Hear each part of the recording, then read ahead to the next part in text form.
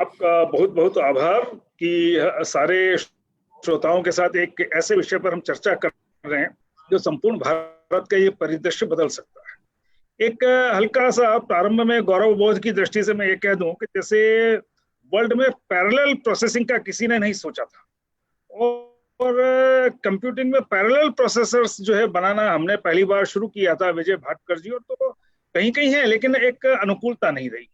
उसके पीछे भी एक बहुत बड़ा कारण ये रहा कि आजादी के बाद 91 तक हमने लाइसेंस, कोटा, परमिट, समाजवादी संरचना के कारण देश के उद्योगों को अपनी घरेलू मांग जितना भी उत्पादन करने की छूट नहीं दी। शक्कर से लेके सीमेंट से लेके हर चीज का अभाव था। और अचानक फिर हमने इकोनॉमिक ग्लोबलाइजेशन में इंपोर्ट लिबरलाइजेशन और एफडीआई को जिस तरह की छूट दी, तो एक तरह से देश के अच्छे खासे चलते उपक्रम भी विदेशी कंपनियों द्वारा अधिग्रहित हो गए, तो भारतीयों को अपनी प्रतिभा को दिखाने का अवसर नहीं मिला। एक मैं थोड़ा सा प्रारंभिक उसके बारे में हल्का सा मैं संकेत ये कर देना चाहता हूँ। कभी कोडुमनाल में तमिलनाडु में एक पुराना इंडस्ट्रियल टाउनशिप निकली आर्कियोलॉजिकल एक्सकेवेशन में। वहां पर विट्रीफाइड क्रूसिबल्स निकले। हम कहते हैं कि विट्रीफिकेशन का प्रोसेस जो है यूरोप में शुरू हुआ, लेकिन हमारे वहाँ 2500 साल पुराने विट्रीफाइड क्रूसिबल्स निकले। यानी कि हमारी जानकारी चाहे ये हो, या दो बातें मैं और कहना चाहता हूँ। जैसे हमारे यहाँ ऋग्वेद में आता है त्रिज्या दिव परिमुहूर्तम आगात मंडलम, यानी कि सूर्य से प्रकाश एक मुहूर्त यानी 48 मिनट में 3 बार आ और जा सकता है। तो यानी कि उन्होंने प्रकाश की गति के आधार पर 8 मिनट में सूर्य का प्रकाश आता है, तो 16 मिनट में आता जाता है। और 3 मतलब यह है कि हमारे यहाँ ज्ञान की कभी कमी नहीं रही है।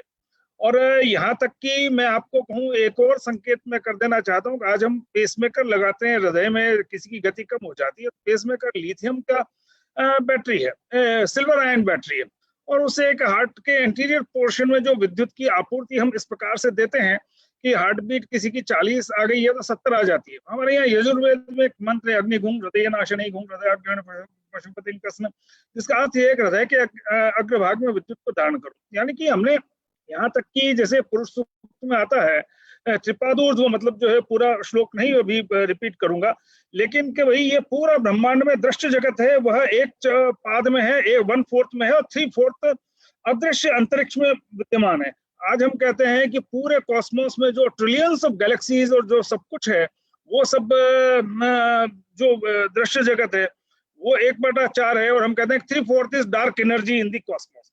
तो मुझे लगता है कि प्राचीन ज्ञान हमारा बहुत अच्छा रहा है। और एक प्रारंभ में भूमिका के नाते ये भी रख दूं कि जब British economic historian Angus Maddison को ओईसीडी कंट्रीज यानी औद्योगिक देशों ने कहा कि भाई तुम क्या दुनिया का 2000 साल का आर्थिक इतिहास लिख सकते हो, तो उसने कहा कि लिख सकता हूं। तो उसने करीब 130 विशेषज्ञ मांगे, कोई एंथ्रोपोलॉजिस्ट, इकोनॉमिस्ट, अलग अलग तरह के, और उसको एक चार्टर्ड एयरक्राफ्ट दिया, और उसने पूरे विश्व में भ्रमण करके और वह जो है world economic history millennium perspective लिखा। और वो बेल्जियम की राजधानी ब्रुसेल्स, जहां ओईसीडी देशों का हेडक्वार्टर, वहां से प्रकाशित हुई, जिसमें उसने कहा है कि 0 AD से लेके 1500 AD तक वर्ल्ड के मैन्युफैक्चरिंग में भारत का योगदान 33% था। तो कहने का मतलब यह है कि भारत एक अच्छा मैन्युफैक्चरिंग कंट्री रहा है। आज के समय में हम देखते हैं, तो मैं 2 आंकड़े से प्रारंभ करता हूँ। 5200 सिंगापुर भारत में समा सकते हैं, केवल मात्र 625 स्क्वायर किलोमीटर का सिंगापुर है, लेकिन उसके हाई टेक्नोलॉजी एक्सपोर्ट्स जो हैं भारत की तुलना में 7.5 गुने हैं, और इसलिए उसकी पर कैपिटा इनकम अमेरिका से भी ज्यादा है। और 1959 के पहले वह भी बहुत ही पिछड़ा देश था। दूसरा उदाहरण मैं चीन का ही आपके सामने रखना चाहता हूं कि चीन की प्रति व्यक्ति आय भारत की तुलना में 1986 में 15% कम थी, और आज उसकी पर कैपिटा इनकम लगभग हमारी 4.5 गुनी हो गई। और चूंकि चीन के हाई टेक्नोलॉजी एक्सपोर्ट्स हमारी तुलना में 30 गुने हैं, तो कहने का मतलब यह है कि किसी भी देश की प्रगति वहां की प्रौद्योगिकी से होती है, टेक्नोलॉजी से होती है। दूसरा, दुनिया में कोई देश किसी को टेक्नोलॉजी नहीं देता है। हम आज high technology based mobile phone अपनी जेब में रख के घूम सकते हैं, लेकिन उसमें हमारे देश में 4% वैल्यू एडिशन हो रहा है। हम सारे पार्ट्स को इंपोर्ट कर रहे हैं, कोई टेक्नोलॉजी कोई भी देश नहीं देता है। बल्कि इकोनॉमिस्ट जो लंदन से साप्ताहिक पत्रिका निकलती है, उसने पहली बार चीन के संदर्भ में कहा कि चीन जो है टेक्नो नेशनलिज्म की तरफ बढ़ रहा है। उसने पहली बार कहा तो लगभग उसके बाद हम देखते हैं कि ताइवान, जापान, कोरिया, अमेरिका, इन सब में अपने देश में होम ग्रोन टेक्नोलॉजी डेवलप करना, उस होम ग्रोन टेक्नोलॉजी के पक्ष में टेक्निकल स्टैंडर्ड्स डिफाइन करना या उनको पुनर्परिभाषित करना, जिससे कि उस देश में, अपने देश में दूसरी विदेशी प्रौद्योगिकी आधारित उत्पाद न बेचे जा सकें, और बल्कि दूसरे देशों के टेक्निकल स्टैंडर्ड्स को इस प्रकार से प्रभावित करना कि वहां भी अपने देश के उत्पाद बिक सकें। यह एक कई प्रकार के, और इसके साथ साथ हर देश अपना यह कोशिश करता है कि वो चाहे जरूरत पड़े तो अल्टरनेटिव टेक्नोलॉजी बेस्ड प्रोडक्ट को ही डेवलप करे। उदाहरण के लिए, जब चीन को लगा कि एक डीवीडी प्लेयर के ऊपर $4.5 की रॉयल्टी देश के बाहर जाती है, तो उन्होंने एक थोड़ा सा मॉडिफिकेशन किया, डीवीडी की बजाय ईवीडी, एनहांस्ड वर्सेटाइल डिस्क उन्होंने डेवलप की और ईवीडी प्लेयर्स डेवलप किए, और अपने देश के टेक्निकल स्टैंडर्ड्स को इस प्रकार से उन्होंने परिभाषित किया कि वहां आज डीवीडी प्लेयर्स जितने ही ईवीडी प्लेयर्स भी पॉपुलर हो गए। तो कहने का मतलब यह है कि एक वैकल्पिक प्रौद्योगिकी का विकास करके और आगे बढ़ने वाली बात इसमें हमको दिखाई देती है। दूसरा उदाहरण हम लें अगर, तो मुझे एक बहुत अच्छा उदाहरण, जिसके ऊपर मतलब जो है वर्ल्ड के समालोचकों ने भी बहुत वैसी टिप्पणी की थी। First generation of telecom technology में भारत बहुत अच्छी स्थिति में था। सी डॉट ने जो 80,000 लाइनों तक के टेलीफोन एक्सचेंज बनाए थे, फिक्स लाइनों के, उसमें हम एक प्रकार से कह सकते हैं कि हम वर्ल्ड लीडर वाली स्थिति में थे। मोटोरोला से भी कुछ मायने में वो टेलीफोन एक्सचेंज बेहतर थे। अमेरिकन कंपनी थी उस समय, आज वो चाइनीज हो गई है। और सीमेंस के भी कुछ फीचर्स सीमेंस से भी अच्छे थे। लेकिन फिर भी क्या हुआ कि हमने अपने देश में वो एक्सचेंज खरीदने में विदेशी एक्सचेंजों को काफी ज्यादा प्राथमिकता दी। फिर भी सी डॉट ने 2G का एक बहुत अच्छी टेक्नोलॉजी डेवलप की, जिसको कहते हैं कोरडेक्ट। इलेक्ट्रॉनिक्स के जो लोग हैं वो देखें, COR उसमें स्मॉल है, DECT कैपिटल है, और वॉइस और डेटा उसमें एक साथ ट्रेवल कर सकते हैं, और वह कॉस्ट की दृष्टि से भी बहुत इकोनॉमिकली अफोर्डेबल होती। और BSNL ने दिल्ली में कुछ टावर्स खड़े करके और 2G के लिए, मोबाइल टेलीफोनी के लिए कोरडेक्ट की ट्रायल भी कर ली थी। अचानक भारत ने GSM टेक्नोलॉजी, जो यूरोपियन टेक्नोलॉजी थी, उसको मोबाइल टेलीफोनी के लिए अडॉप्ट कर लिया। हमने जब मोबाइल टेलीफोनी के लिए GSM टेक्नोलॉजी को अडॉप्ट किया, तो हमारी देखा देखी करीब 12-13 देशों ने यह सोचकर कि भारत में इतना बड़ा सब्सक्राइबर बेस होगा कि यह टेक्नोलॉजी सबसे पहले सस्ती हो जाएगी इतने बड़े सब्सक्राइबर बेस के कारण, तो उन्होंने भी इसको GSM टेक्नोलॉजी को अडॉप्ट कर लिया। हमने उसको छोड़ दिया। अब चीन का उदाहरण लीजिए। फर्स्ट जनरेशन और second generation telecom technology develop होने तक चीन का टेलीकॉम टेक्नोलॉजी में जन्म भी नहीं हुआ था, उन्होंने कुछ नहीं किया था। Third generation telecom technology develop करने के लिए उन्होंने पैसा पानी की तरह बहाया। वो चाहते थे कि यूरोप और अमेरिका से पहले वो third generation telecom technology develop कर लें, वो नहीं कर पाए। एक बहुत घटिया टेक्नोलॉजी TD-SCDMA उन्होंने डेवलप की। उसमें इतना इम्परफेक्शन था, लेकिन फिर भी उन्होंने अपना टेक्नो नेशनलिज्म का अनुसरण करते हुए जो उनकी होम ग्रोन टेक्नोलॉजी थी उसी को अपनाया। हमने कोरडेक्ट को छोड़ दिया, उन्होंने उसी को अपनाया, TD-SCDMA को, बट उसे अपनाकर और उन्होंने अपना नेशनल नॉर्म ये कर दिया, देश का कानून ये बना दिया कि हम स्पेक्ट्रम रिलीज केवल TD-SCDMA के लिए करेंगे। उन्होंने किसी भी यूरोपियन, अमेरिकन 3G टेक्नोलॉजी के लिए, थर्ड जनरेशन के लिए स्पेक्ट्रम रिलीज नहीं किया। उसके कारण चीन में थर्ड जनरेशन टेलीकॉम का बहुत कम प्रसार हो पाया।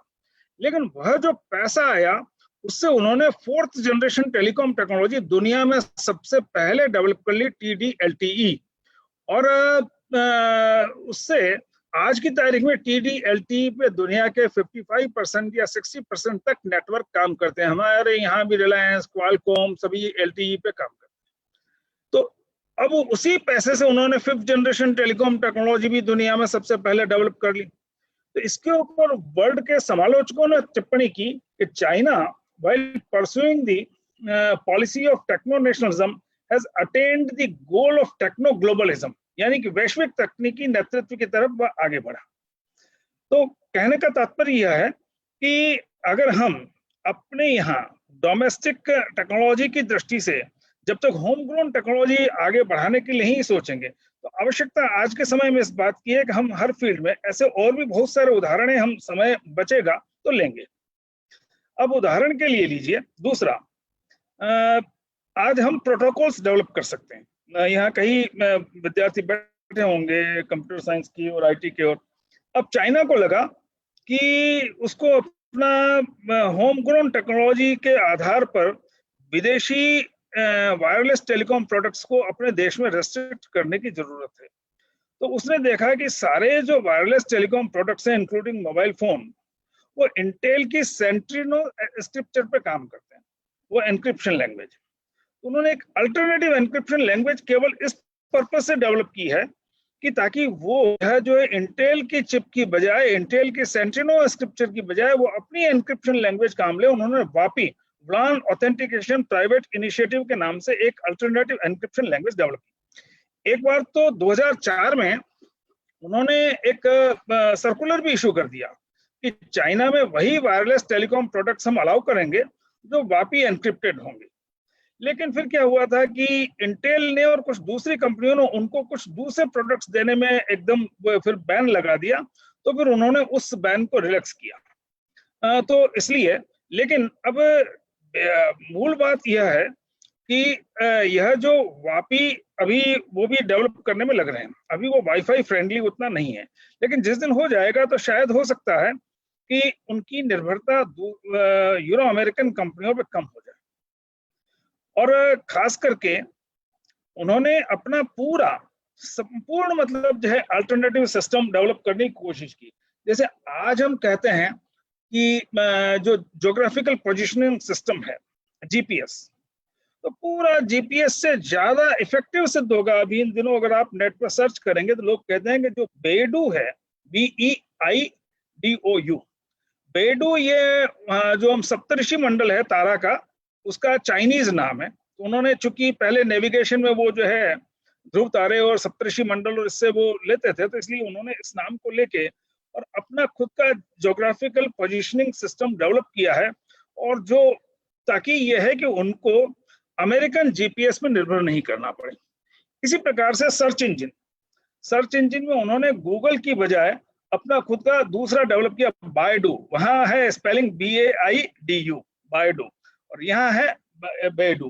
तो अब उनकी जो बायडू कंपनी है उसने अपना एक वो बना रखा है नेटवर्क, बायडू, अलीबाबा और टेंसेंट। ये 3 चाइनीज कंपनियों का ऐसा एक त्रिकोण बना हुआ है कि वो दुनिया भर में जहां कहीं कोई अच्छी टेक्नोलॉजी कहीं किसी स्टार्टअप में डेवलप होती है, किसी कंपनी, उसको एक्वायर करते चले जाते हैं। उदाहरण के लिए मैं यहाँ एक भारत का उदाहरण देता हूँ। दो अपने ये पिलानी के इंजीनियरिंग के बच्चे थे, दिवाली पे उनको घर जाना था तो टिकट नहीं मिल रहा था, तो उन्होंने वो रेड बस नाम से टिकट बुकिंग प्लेटफॉर्म बनाया। और एक समय ऐसा हुआ कि वो एक तरह से बहुत बड़ा मतलब जो वेंचर बन गया। तो उसको जो खरीद लिया था इसने GoIbibo ने, और GoIbibo में एक तो है साउथ अफ्रीकन पार्टनर और दूसरा है टेंसेंट जो चाइनीज कंपनी है। और ये जो बैट नाम से जो इनका त्रिकोण है, बायडू, अलीबाबा और टेंसेंट, इन तीनों ने मिला के भारत में खाली 2017 में ही $3 बिलियन का इन्वेस्टमेंट करके और ऐसे बहुत सारे स्टार्टअप्स को उन्होंने एक्वायर कर लिया जिसमें बहुत सनराइज टेक्नोलॉजीज डेवलप हुई थी। और हम देखें तो लगभग ई-कॉमर्स में उन्होंने $3 बिलियन का एक्विजिशन किया। ट्रांसपोर्ट से रिलेटेड जो स्टार्टअप्स थे 1.7 बिलियन का टेक ओवर किया। फाइनेंशियल टेक्नोलॉजी में $750 मिलियन का, और ट्रैवल में $450 मिलियन का। ऐसे और बहुत सारे। तो यानी कि पूरी दुनिया में जो टेक्नोलॉजी है वो अपने देश के लिए प्राप्त करना, अपने देश की टेक्नोलॉजी को सुरक्षित रखना, और अपने यहाँ टेक्निकल नॉर्म्स या स्टैंडर्ड्स इस प्रकार के तय करने जिससे कि कोई भी दूसरा देश उस उनके बाजार में प्रवेश न कर सके। बल्कि वो यहाँ तक करते हैं कि हमारे देश में भी वो हमारे टेक्निकल स्टैंडर्ड्स को मैनिपुलेट करवा देते हैं। उदाहरण के लिए हमारे देश में ये स्मार्ट एनर्जी मीटर्स बनाने वाली 7-8 कंपनियां हैं। अब उनको लगा चाइना को कि कैसे वो इस मार्केट में कैप्चर करे, तो उन्होंने 2 साल पहले पता नहीं कैसे, पहले हर स्टेट में अलग टेंडर्स होते थे और किसी कंपनी को 2 स्टेट में, किसी को 4 में काम मिल रहा था। अचानक हमारे यहाँ एक पूरा सेंट्रल टेंडर किया एनर्जी एफिशिएंसी सर्विसेज लिमिटेड, जो पावर मिनिस्ट्री की पब्लिक सेक्टर एंटरप्राइज, और उसके स्टैंडर्ड्स ऐसे हो गए, नॉर्म्स, कि हमारे देश की 5 बड़ी कंपनियां सिक्योर मीटर्स जैसी उसमें टेंडर भर ही नहीं पाई। तो कहने का मतलब है कि अपने देश में भी इस प्रकार के स्टैंडर्ड्स प्रिस्क्राइब करना है जिससे कि फॉरेन वेंचर्स नहीं आ सके, दूसरे देशों में भी टेक्निकल स्टैंडर्ड्स को इस प्रकार से मैनिपुलेट करवाना कि वो अपना उसमें कर सके। अब इसी तरह से आज हम सब लोग काम करते हैं, तो विंडोज पे काम करते हैं, एंड्रॉइड पे काम करते हैं। हमने ठीक है बॉस भारत ऑपरेटिंग सिस्टम बनाया है, लेकिन उसको हम उतना वो नहीं कर पाए। चाइना ने पहले रेड फ्लेक्स लिनक्स पे अपना काम जारी रखा, उसके बाद में चाइना ने अपना खुद का चाइनीज ऑपरेटिंग सिस्टम बनाया। 2016 में डेल और एसर जैसी कंपनियों को कहा कि आप कम से कम 40% पीसी में हमारा चाइनीज ऑपरेटिंग सिस्टम डालेंगे। उसके बाद अभी उन्होंने एक अपना नया फिर ऑपरेटिंग सिस्टम बनाया, काइलिन। काइलिन वहां का एक बड़ा ऑस्पिशियस जंतु होता है, उसके नाम पर उन्होंने, उसके बाद उन्होंने नियो काइलिन बनाया, और नियो काइलिन के बाद उन्होंने अभी यूनिफाइड ऑपरेटिंग सिस्टम करके एक जो सिस्टम लाए हैं। और आज की तारीख में डेल जैसी कंपनियां जो अपने पीसी वहां बेच रही है, उसमें 40% में वो जो है चाइनीज ऑपरेटिंग सिस्टम, पहले नियो काइलिन था, उसके बाद में अब बहुत जल्दी ये अभी आपने देखा होगा प्रेस स्टेटमेंट्स उनके काफी आ रहे हैं, ये भी नवंबर के आसपास ही 2 बड़ी कंपनियों ने मिलकर और यूनिफाइड ऑपरेटिंग सिस्टम उन्होंने डेवलप किया। तो कहने का मतलब यह है कि हमें अपनी होम ग्रोन टेक्नोलॉजी, चाहे आईटी में आज हम देखते हैं, हम सब लोग SPSS या सिस्टेट पे काम करते हैं डेटा एनालिटिक्स में, क्या हम अपने देश की 2 IIT और 4 इंडस्ट्री मिलके या 5 इंजीनियरिंग कॉलेज मिलके या 5 इंजीनियरिंग टेक्निकल यूनिवर्सिटीज मिलके क्या अपना इस प्रकार का ऑपरेटिंग हम नहीं डेवलप कर सकते हैं क्या डेटा एनालिटिक्स का? लेकिन मूल रूप से हमारा प्रोडक्ट डेवलपमेंट पे ध्यान नहीं है। हम लोग क्या करते हैं, सन माइक्रोसिस्टम, गूगल आदि इनके लिए काम करते हैं, लेकिन हम अपना आज वर्ल्ड के सॉफ्टवेयर प्रोडक्ट मार्केट में $1 ट्रिलियन के मार्केट में हमारा मार्केट शेयर 1% भी नहीं है, 0.7% है। हमारे $7 बिलियन के प्रोडक्ट एक्सपोर्ट्स है।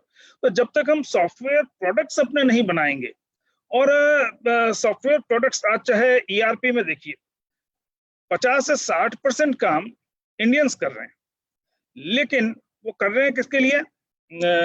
ओरेकल के लिए काम कर रहे हैं, SAP AG के लिए काम कर रहे हैं, IBM के लिए काम कर रहे हैं। ERP जो क्लाउड बेस्ड ERP या ERP प्रोडक्ट्स में हमारा मार्केट शेयर 1% भी नहीं है। तो आज आवश्यकता इस बात की है कि हम अपने यहाँ होम ग्रोन टेक्नोलॉजीज अपनी डेवलप करें, और होम ग्रोन टेक्नोलॉजीज डेवलप करने के साथ साथ हम उसमें अपने टेक्निकल स्टैंडर्ड्स भी इस तरह से रखें जैसा हमने छोड़ दिया था उसको कोड एक्ट को। तो आवश्यकता इस बात की है कि हम अपनी टेक्नोलॉजी डेवलप करें, अपने प्रोडक्ट्स डेवलप करें, चाहे वो सॉफ्टवेयर प्रोडक्ट्स हो चाहे हार्डवेयर प्रोडक्ट्स हो। जैसे हम दूसरे प्रोडक्ट्स में भी लें, तो आज वर्ल्ड शिप बिल्डिंग में हमारा शेयर लेस देन 1% है। We are the 4th largest और कुछ वर्षों में तो 3rd largest steel producer country रहे हैं। और शिप बनाने में स्टील की शीटों को काटना, वेल्ड करना, सब जोड़ना, मतलब डिजाइन इंजीनियर और डिजाइन इंजीनियरिंग, ये सारी चीजें चाहिए। और हमारे पास आज की तारीख में 3rd largest pool of technical man power है। उसके बावजूद हमारा जो वर्ल्ड शिप बिल्डिंग में less than 1%, less than 0.5% contribution है। हमारा 7000 किलोमीटर लंबी मैरीटाइम बाउंड्री है, और उस पे हमारे पास में मतलब जो हम बहुत अच्छे से कर सकते हैं। चाइना जिसका कहीं किसी जमाने में 3-4% मार्केट शेयर था, आज उनका 40% वर्ल्ड शिप बिल्डिंग में उन्होंने अपना कर रखा है। और कोरिया जो मेरे ख्याल में हमारा 5% पॉपुलेशन और 5% एरिया है, और उसका वर्ल्ड शिप बिल्डिंग में 25.21% शेयर है। तो कहने का मतलब यह है कि हमें चाहे वर्ल्ड शिप बिल्डिंग हो, चाहे आज हम रेलवे इंजीनियरिंग में देखें, तो आज की तारीख में चाइना की, अगर हम China state construction and engineering company को लें, चाइना रेलवे ग्रुप को लें, चाइना रेलवे कंस्ट्रक्शन कॉरपोरेशन को लें, और चाइना कम्युनिकेशन कंस्ट्रक्शन जिसमें वो पोर्ट्स आदि बनाते हैं, इनका मिला के $500 बिलियन का टर्नओवर है। मतलब हम जो कहते हैं कि हमारी 3 ट्रिलियन, मतलब हमारी जो $3 ट्रिलियन की जो इकोनॉमी है, उसमें लगभग 1/6 उनका केवल इन 4 बड़ी कंपनियों का कंट्रीब्यूशन है। तो आवश्यकता इस बात की है कि चाहे वो रेलवे कंस्ट्रक्शन हो, चाहे वो पोर्ट्स और शिप बिल्डिंग हो, चाहे वो दूसरे सॉफ्टवेयर डेवलपमेंट हो, वहां सभी जगह हमको अपनी होम ग्रोन टेक्नोलॉजी डेवलप करने की आवश्यकता है। और नहीं तो क्या हुआ है कि हम एक कंट्री ऑफ असेंबली लाइंस में बदलते जा रहे हैं। और हुआ ये बेसिकली कि जब से हमने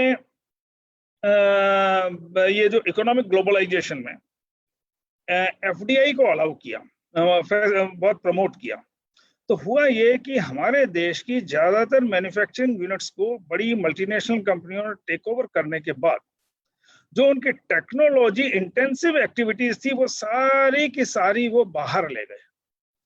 उदाहरण के लिए रेफ्रिजरेटर्स में ही लीजिए, मेरी आयु के लोग हैं, उनको याद है कि 97 के पहले 100% रेफ्रिजरेटर्स इंडिया में बनते थे, और उसकी कंप्लीट डाउनस्ट्रीम वैल्यू चेन यही होती थी। यानी कि उसके लिए कॉपर से लेके, उसके लिए आयरन से लेके, उसके लिए एल्यूमिनियम से लेके, सारे मेटल से, और हम उसका मिनी कंप्रेसर भी बनाते थे, सारे कंपोनेंट से मिनी कंप्रेसर से हम रेफ्रिजरेटर भी बनाते थे। अब जब से क्या हुआ है कि मल्टीनेशनल्स ने आज की तारीख में 85% हमारा रेफ्रिजरेटर्स का मार्केट मल्टीनेशनल कंपनियों के पास।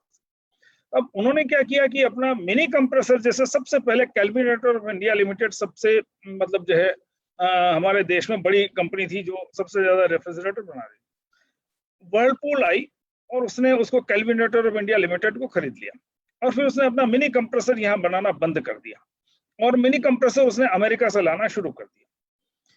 तो मीनवाइल टेक्मा करके एक पोर्टुगीज कंपनी आई, उसने ये जो मिनी कंप्रेसर यूनिट वर्लपूल की भी खरीद ली, और उसने श्रीराम इंडस्ट्रियल इंजीनियरिंग लिमिटेड की भी खरीद ली। और दोनों को खरीदने के बाद लगभग उसने दूसरे और एक्विजिशंस की, और इंडिया की 100% मोनोपोली मिनी कंप्रेसर्स की उसने अपने हाथ में एक्वायर कर ली। और उसके बाद उसने उसका पिस्टन, सिलेंडर, जितने पार्ट्स लगते थे सब उसकी अपनी ब्रांचेस से दुनिया के अलग अलग देशों से लाना और यहाँ असेंबल करना।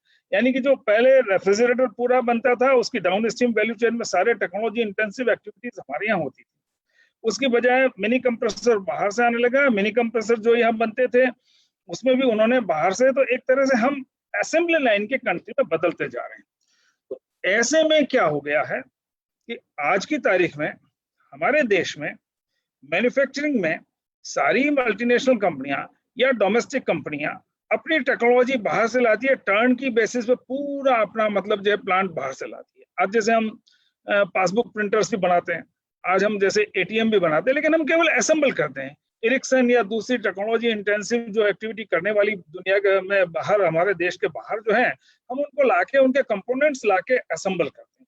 तो जब तक डाउन स्ट्रीम वैल्यू चेन में कंपोनेंट मैन्युफैक्चरिंग नहीं होगा, बल्कि होता यह है, आज हम देखते हैं हमारे देश में 25 से 30 के करीब मेट्रो रेल कॉर्पोरेशन है, लेकिन वो मेट्रो रेल कॉर्पोरेशन में हम तो अपना कॉर्पोरेशन बना के 150, 200, 250 लोगों को हायर कर लेते हैं, लेकिन फिर कंप्लीट रोलिंग स्टॉक और सारा उसका चलाना हम बॉम्बार्डियर, थैलस, इस प्रकार की जो बड़ी मल्टीनेशनल कंपनियां, उनको वो सारा हम सौंप देते हैं। तो जब तक हम अपना खुद का manufacturing down stream value chain में नहीं करेंगे, तब तक अपने देश में हम टेक्नोलॉजी डेवलप नहीं कर पाएंगे।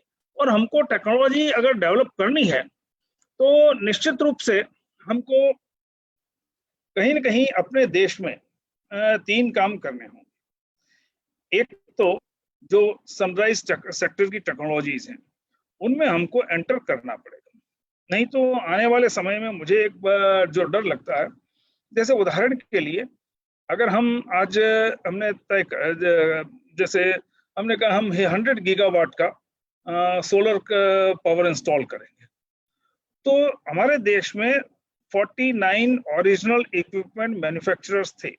हीरो ग्रुप का सोलर पैनल बनाने वाली कंपनी थी, विक्रम सोलर, इंडो सोलर आदि, मोजर बायर, बहुत सारी। और ये कंपनियां अपना 70% आउटपुट एक्सपोर्ट करती थी यूरोप और अमेरिका में, क्योंकि उसके पहले हमारे यहाँ सोलर का इंस्टॉलेशन बहुत कम था, तो सारा एक्सपोर्ट करती थी, यानी उनकी क्वालिटी भी कहीं खराब नहीं थी। जब हमने 100 गीगावाट का टारगेट लिया तो चाइना ने चीप डंपिंग शुरू कर दी। उस समय हमारे लिए जरूरी था कि हम चाइनीज डंपिंग के ऊपर रोक लगाते, तो हम अपने 49 ओरिजिनल इक्विपमेंट मैन्युफैक्चरर्स को बचा लेते, और अगर उनको इतना बड़ा कारोबार मिलता तो फिर निश्चित रूप से हमारे देश में टेक्नोलॉजी डेवलप होती। लेकिन हमने क्या किया कि अपने देश में सस्ते पैनल्स आने दिए, और इसलिए उन्होंने चाइनीज डंपिंग करके, और हमारे देश के करीब करीब 49 जो ओरिजिनल इक्विपमेंट मैन्युफैक्चरर्स थे वो सारे के सारे बंद हो गए, दिवालिया हो गए। मोजर बायर बंद हुई, विक्रम सोलर बंद हुई, इंडो सोलर बंद हुई, सारी करीब करीब धीरे धीरे सब सारी वो बंद होती गई। तो आवश्यक आज हम 90% सोलर पैनल चाइना से इंपोर्ट करते हैं, उसमें है कुछ नहीं। सिलिका को 1000 डिग्री पे आप इग्नाइट करेंगे तो सिलिकॉन इनगोट बनेगा, सिलिकॉन इनगोट की थिन वेफरिंग करेंगे, उन थिन वेफर से आप फोटोवोल्टाइक सेल बनाएंगे, फिर उसके बाद फोटोवोल्टाइक पैनल बनेंगे। लेकिन अब क्या हो गया कि पूरा जो मैन्युफैक्चरिंग, तो उसके लिए मैन्युफैक्चरिंग इकोसिस्टम होना बहुत जरूरी है।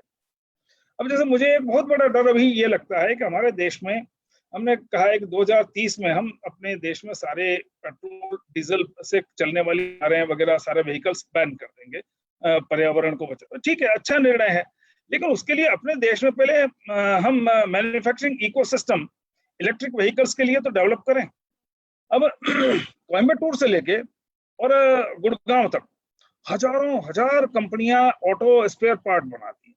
अब ये जो पेट्रोल और डीजल के इंजन में 2000 पार्ट्स लगते हैं, और उनको बनाने वाली हजारों हजार कंपनियां हैं, इन सबकी मैन्युफैक्चरिंग बंद हो जाएगी 2030 के बाद। हम इलेक्ट्रिक ड्राइव पे आ जाएंगे जिसमें केवल 20 पार्ट होते हैं, उस ड्राइव की भी ज्यादा रिपेयर की जरूरत नहीं है इंजन की तरह, और वो इलेक्ट्रिक ड्राइव की टेक्नोलॉजी हमने आज तक डेवलप नहीं की अपनी खुद की। आज लिथियम बैटरीज का मार्केट ही $300 बिलियन का होगा। तो हमें ये देखना होगा कि अगर आने वाले समय में हम इलेक्ट्रिक व्हीकल्स की तरफ जाएंगे, उसके लिए हमको लिथियम बैटरीज भी चाहिए, दूसरी state of the art technology भी चाहिए। तो हमारे इंजीनियरिंग कॉलेजेस, हमारी टेक्नोलॉजी इंस्टीट्यूशंस, हमारी IITs, हमें वो सारी टेक्नोलॉजी डेवलप करने में रिसर्च करनी होगी जिनका कि आने वाले समय में 4th इंडस्ट्रियल रिवॉल्यूशन के बाद हमें जिन जिन चीजों की मैन्युफैक्चरिंग करनी होगी। इसके साथ ही आज हम देखते हैं कि आर्टिफिशियल इंटेलिजेंस आने वाले समय में पेट्रोल, डीजल और बिजली से ज्यादा पॉपुलर हो जाएगा। हेल्थ में मेडिकल डायग्नोस्टिक्स से लेके और मैन्युफैक्चरिंग से लेके एग्रीकल्चर से लेके सभी जगह आर्टिफिशियल इंटेलिजेंस का समावेश होगा। जैसे एक दो उदाहरण के लिए हम देख लें, आज इंडिया के 4 बैंकों ने अपने यहाँ चैटबॉट्स लगा दिए, चैटिंग रोबोट्स। अब यूं धीरे धीरे अगर ये चैटबॉट्स की आएंगे तो सारे हम इंपोर्ट करेंगे तो काम नहीं चलेगा, कितना पैसा देश से बाहर जाएगा। आज गूगल ने ऐसा एल्गोरिथम डेवलप किया है कि वो आंख के पुतली के पिक्चर से, रेटिना के चित्र से ये प्रेडिक्ट कर सकता है कि व्यक्ति को कार्डियक प्रॉब्लम होगी, हार्ट में ब्लॉकेज पैदा होगा साल भर बाद। तो हमारा अपोलो से लेके छोटे छोटे डिस्पेंसरी तक सबको वो सॉफ्टवेयर AI का मंगाना पड़ेगा। या आज हम देखते हैं तो चाइनीज AI डेवलपर्स ने ऐसा एल्गोरिथम डेवलप किया है कि वो सिंपल लंग के एक्सरे से ये प्रेडिक्ट कर सकते हैं कि आदमी को साल भर बाद लंग कैंसर होगा। तो वो ऐसे सारे आज के समय में जो सनराइज टेक्नोलॉजीज हमें डेवलप करनी है, मुझे लगता है कि तकनीकी राष्ट्रवाद का अनुसरण करते हुए हमें ये चौथी औद्योगिक क्रांति के दौर में जिस जिस प्रकार की टेक्नोलॉजी चाहिए उनकी तरफ आगे बढ़ना होगा, नंबर 1। दूसरा, एक सबसे महत्वपूर्ण बात ये हो जाती है किसी भी फील्ड में, टेक्नोलॉजी के डेवलपमेंट में, कि हमको कैपेसिटी बिल्डिंग की बात सोचनी चाहिए। कई बार जरूरी नहीं है कि हम मतलब जो है उसको लगाएं। उदाहरण के लिए थोड़ा पुराना उदाहरण है, लेकिन मैंने चूंकि पैरेलल प्रोसेसर की बात कर, जब हमने क्रे सुपर कंप्यूटर खरीदना चाहा, हम 32 करोड़ रुपया उसका देने को तैयार थे, लेकिन अमेरिका ने वीटो कर दिया, भाई आपको इसको न्यूक्लियर रिसर्च में काम लेंगे। तो फिर हमको लगा कि अब क्या करें, नहीं मिल रहा है सुपर कंप्यूटर। हमने उसमें से 32 करोड़ में से, जो हम एक कंप्यूटर का देने को तैयार थे, हमने 30 करोड़ रुपए से CDEC, centre for the development of advance computing के उसकी स्थापना की। और वहाँ विजय भाटकर जी और कुछ लोगों ने अपना सोचा कि भाई दुनिया में किसी ने पैरेलल प्रोसेसिंग पे सोचा ही नहीं है, और हम अगर पैरेलल प्रोसेसिंग कर लें तो जो प्रोसेसिंग स्पीड सुपर कंप्यूटर में है वो हम अटेन कर सकेंगे। तो पहली बार हिंदुस्तान में मतलब हम लोगों ने सोचा कि पैरेलल प्रोसेसिंग पे हमको काम करना चाहिए, और हमने दुनिया का सबसे पहला पैरेलल प्रोसेसर परम, आपको सबको ध्यान है, बना लिया था। उस समय के क्रे से उसकी प्रोसेसिंग स्पीड फास्टर थी। कुछ मायने में जो सुपर कंप्यूटिंग के फंक्शन है वो उसमें नहीं है, वो इम्परफेक्ट है, लेकिन हमने वो प्रोसेसिंग स्पीड का मतलब जो है एक तरह से टारगेट अटेन कर लिया। आज हम 537 टेराफ्लॉप की प्रोसेसिंग स्पीड वाले दुनिया के मोस्ट एनर्जी एफिशिएंट बना रहे हैं जो पैरेलल प्रोसेसर्स। तो कहने का मतलब यह है कि हमें कैपेबिलिटी, और उसकी कॉस्ट 1 करोड़ से कम आई। तो कहने का मतलब यह है कि हमें अपने यहाँ, चाहे जैसा मैंने कहा कि वापी जैसे प्रोटोकॉल डेवलपमेंट से लेके और छोटी छोटी, चाहे डीवीडी ईवीडी जैसा उदाहरण मैंने दिया, ऐसे बहुत सारे उदाहरण हैं। हम और भी आपके प्रश्न आदि आएंगे तो उस समय हम उनको ले लेंगे। लेकिन मुझे लगता है कि हमें टेक्नो नेशनलिज्म में 3 बातें कि हमारी मैन्युफैक्चरिंग के लिए जिस जिस प्रकार की हमको टेक्नोलॉजी चाहिए उसके ऊपर हमारा रिसर्च का फोकस होना चाहिए। सरकारों को ये करना होगा कि वो हमारी जो होम ग्रोन टेक्नोलॉजी के पक्ष में अपने टेक्निकल स्टैंडर्ड्स प्रोमलगेट करें। और तीसरी बात यह है कि हम अपने देश में कुछ ऐसे टेक्निकल स्टैंडर्ड्स प्रोमलगेट करें कि जिससे कि फॉरेन टेक्नोलॉजी की बजाय हमारी हम होम ग्रोन टेक्नोलॉजी को प्रोटेक्ट कर सकें।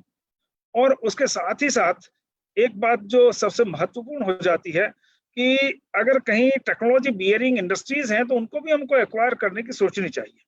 और आज के समय में दुनिया के अनेक देश अपनी टेक्नोलॉजी को बचाने के लिए भी खूब करते हैं। जैसे एक बहुत छोटा सा उदाहरण है, हमारे यहाँ वीडियोकॉन थी, और कोरिया में डेवू इलेक्ट्रॉनिक्स दिवालिया हो गई थी, पूरा डेवू ग्रुप ही दिवालिया हो गया था।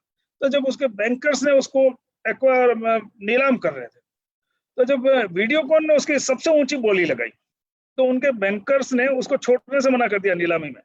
तो नहीं, ये हमारी 3rd जनरेशन एंटरटेनमेंट इलेक्ट्रॉनिक्स जो है इंडियंस के हाथ में पड़ जाएगी तो फिर वो हमारी दूसरी कोरियन कंपनियों को मतलब जो है टक्कर देगी, इसलिए उन्होंने नहीं बेचा। तो कहने का मतलब ये, अब इससे दूसरा उदाहरण मैं लेता हूँ। जिस समय ABS वोल्वो ने अपने यहाँ 400 हॉर्स पावर के ट्रक्स और बसेस को लॉन्च कर दिया, उस समय टाटा, महिंद्रा, अशोक लीलैंड किसी के पास 200 हॉर्स पावर से ऊपर का कोई प्लेटफॉर्म था ही नहीं। तो टाटा मोटर्स को भी लगा कि हम अपना डेवलप करेंगे तो 3-4 साल लग जाएंगे, कैसे करेंगे पता नहीं, वो टेक्नोलॉजी मार्केट में फेल होगी, सफल होगी। उनको लगा ये डेवू कमर्शियल व्हीकल्स लिमिटेड दिवालिया हो गई है, उसके बैंकर्स उसको बेच रहे हैं, और उसका चूंकि कोरिया के बाजार में 400 हॉर्स पावर के ट्रक का 25% मार्केट शेयर है, तो उन्होंने उसको $100 मिलियन में यानी $10 करोड़ में खरीद लिया, और वो टाटा डेवू हो गई। साल भर में उन्होंने वहां रह के और एक वर्ल्ड क्लास ट्रक का डिजाइन डेवलप किया, नोवस। उसके एक्विजिशन के पहले टाटा मोटर्स के 95% प्रोडक्ट्स इंडिया में ही बिकते थे, बाहर कोई नहीं जानता था, और उसका 200 हॉर्स पावर से ऊपर का कोई ट्रक नहीं था, और वर्ल्ड में कहीं वो 30वें नंबर से भी नीचे आती थी बस और ट्रक मैन्युफैक्चरिंग में। अब उसको लेने के बाद आज की तारीख में टाटा मोटर्स वो नोवस वर्ल्ड क्लास ट्रक, और उसी के ऊपर उन्होंने जो बस का प्लेटफॉर्म डेवलप किया, दुनिया के 39 कंट्रीज में वो उसकी मैन्युफैक्चरिंग कर रहे हैं। और उसके बाद उन्होंने मार्को पोलो से ब्राजील में भी टाई अप किया, 1-2 और एक्विजिशंस के, उनकी गहराई में मैं अभी नहीं जाऊंगा। लेकिन अब टाटा मोटर्स जो है वर्ल्ड की 4th लार्जेस्ट बस मैन्युफैक्चरिंग कंपनी बन गई और 5th लार्जेस्ट वो ट्रक मैन्युफैक्चरिंग कंपनी बन गई। तो कहने का मतलब यह है कि हमको टेक्नो नेशनलिज्म में, चाहे विदेशों में टेक्नोलॉजी बियरिंग कोई कंपनियों को एक्वायर करना हो तो उनको भी हमको करना होगा। हमको टेक्नो नेशनलिज्म में अपने देश में होम ग्रोन टेक्नोलॉजीज के पक्ष में जो कानूनी स्टैंडर्ड्स प्रोमलगेट करने होंगे वो भी करने होंगे, और साथ ही साथ हमको अपना अल्टरनेटिव प्रोडक्ट्स भी डेवलप करने होंगे, और जो भी टेक्नोलॉजी हमको चाहिए वो सारी की सारी हमको डेवलप करनी होगी। और उदाहरण के लिए फार्मा का आपने उदाहरण दिया था, तो हमारे यहाँ हमको पेटेंट लॉज भी वैसे ही बनाने होंगे। जैसे 1970 के पहले हमारे देश में केवल प्रोसेस पेटेंट देते थे, वो भी केवल 7 साल का देते थे। तो दुनिया में कहीं किसी दवाई का आविष्कार होता तो विद इन 2 to 4 years हमारे यहाँ के फॉर्मुलेटर्स भी, दवा बनाने वाले मैन्युफैक्चरर्स भी उसका alternative process of synthesis develop करके वो दवा बना लेते थे। जैसे उदाहरण के लिए सिप्रोफ्लोक्सासिन जब आई तो 900 रुपए प्रति टैबलेट से कम उसके कहीं दाम नहीं थे। उस समय हमारे देश में 90 मैन्युफैक्चरर्स ने सिप्रोफ्लोक्सासिन बल्क में बना के अपने अल्टरनेटिव प्रोसेस ऑफ सिंथेसिस से और 900 रुपए किलो ड्रग बाजार मार्केट में उन्होंने बेचना शुरू कर दिया, और करीब 2-2.5 हजार फॉर्मुलेटर्स उनसे 900 रुपए किलो में वो खरीदते। तो 45 पैसे का 500 मिलीग्राम सिप्रोफ्लोक्सासिन से वो टैबलेट सिरप आदि बना के और 3 रुपए से 8 रुपए में हमारे यहाँ वो सिप्रोफ्लोक्सासिन की सिफ्रान सिफ्लॉक्स टैबलेट बन जाती थी। और दुनिया में जिस समय कहीं भी 120 रुपए से कम में नहीं थी, हमारे यहाँ 3 से 5 रुपए 8 रुपए में सिप्रोफ्लोक्सासिन बिकती रही। तो कहने का मतलब ये है कि दुनिया की सारी दवाइयां जितनी थी हमने ऐसे अल्टरनेटिव प्रोसेस ऑफ सिंथेसिस से बनाया। तो लेकिन 2005 के बाद हमने अपना पेटेंट कानून बदल दिया, प्रोडक्ट पेटेंट कर दिया। अब प्रोडक्ट पेटेंट और प्रोसेस पेटेंट करने से कितना बड़ा एक आता है। जैसे ब्लड कैंसर की एक दवाई आती थी ग्लिबेक, आज भी आती है, इमेंटिनिब उसका बेसिक कंपाउंड था। 94 में नोवार्टिस कंपनी ने उसका पेटेंट लिया था, और इसलिए हमारे देश में वो 1200 रुपए में एक टैबलेट बिकती थी, तो हमारी कुछ कंपनियों ने उसको 90 रुपए में बना के बेचना शुरू कर दिया। तो उस कंपनी ने चेन्नई हाई कोर्ट से स्टे ले लिया, साल भर तक 2004 में स्टे रहा, लेकिन बाद में उसको पेटेंट नहीं मिला, क्योंकि हमारे यहाँ प्रोडक्ट पेटेंट देने का प्रोविजन किया था हमने 95 के बाद के मॉलिक्यूल्स पे। वो कंपनी कहती थी, उसने एक उसका डेरिवेटिव डेवलप करके और उसने एक इमेंटिनिब बीटा क्लोराइड डेवलप कर लिया, और उसने कहा कि ये मेरा 98 का पेटेंट है, इसलिए आपको प्रोडक्ट पेटेंट देना होगा। हमारे यहाँ हमने कहा कि incremental research is not patentable. Hindustan ने केवल अकेला एकमात्र ऐसा देश है जिसने पेटेंट एक्ट में सेक्शन 3D ऐसा प्रोवाइड किया है जिसमें incremental research is not patentable. तो उसमें ये हो गया कि उसको 94 का मॉलिक्यूल मान के, तो आज वो ग्लिबेक नाम की दवाई जो इमेंटिनिब बीटा क्लोराइड है हम बना रहे हैं, वो 90 रुपए में टैबलेट बिक रही है। नोवार्टिस की उसकी कीमत जो है 1200 रुपए है, और दुनिया के 40% ब्लड कैंसर के पेशेंट्स उस दवाई को भारत से इंपोर्ट करके खा रहे हैं। तो मेरा कहने का मतलब यह है कि टेक्नो नेशनलिज्म के नाम पर मैं अभी उसमें नहीं जाऊंगा, कंपल्सरी लाइसेंस के प्रोविजन, ऑटोमेटिक कंपल्सरी लाइसेंस के प्रोविजन, ऐसे सारे हमको पूरा हमारा लीगल फ्रेमवर्क से लेके और एक रिसर्च का इकोसिस्टम डेवलप करने की आवश्यकता है। इतना कहकर मैं अपनी बात को यहीं पूरा करता हूँ। थोड़ा 5-7 मिनट मैंने ज्यादा ले लिया आधे घंटे से, लेकिन वो फ्लो बन जाता है तो टूटता नहीं है। अब जैसा सत्र आप चलाना चाहें।